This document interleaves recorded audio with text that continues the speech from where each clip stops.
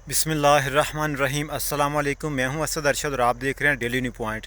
उम्मीद करता हूं आप सब खैरियत से होंगे। नाजरीन, आज तहरीक इंसाफ का चारसद्दा के अंदर वर्कर कन्वेंशन है, जो कि कामयाब तरीन वर्कर कन्वेंशन है। ये दूसरा वर्कर कन्वेंशन है चारसद्दा के अंदर तहरीक इंसाफ का। दूसरी तरफ पीपल्स पार्टी के बिलावल भुट्टो जो हैं वो जलसे कर रहे हैं, इस्तेहकाम पार्टी वाले जलसे कर रहे हैं। इन दोनों पार्टियों के जो जलसे हैं उनसे कहीं ज़्यादा लोग तहरीक इंसाफ की वर्कर कन्वेंशन में आते हैं। हालांकि तहरीक इंसाफ के वर्कर कन्वेंशन को रोका जा रहा है।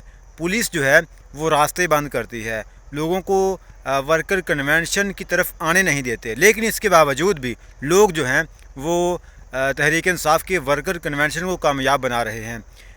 इन वर्कर कन्वेंशन का जो फ्रंट मैन है वो शेर अफजल मरवत है, जो कि इमरान खान के वकील हैं। शेर अफजल मरवत जो हैं वो फ्रंट मैन के तौर पर इस वक्त जो है वो काम दे रहे हैं।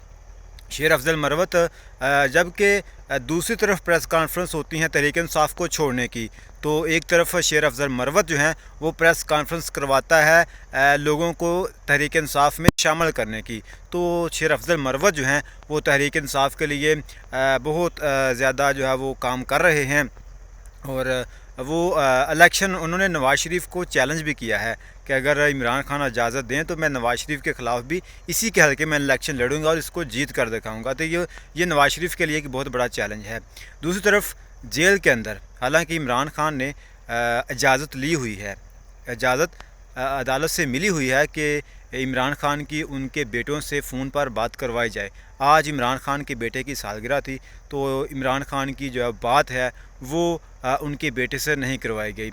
ये इंतकाम लिया जा रहा है, सियासी इंतकाम इसको आप कह सकते हैं।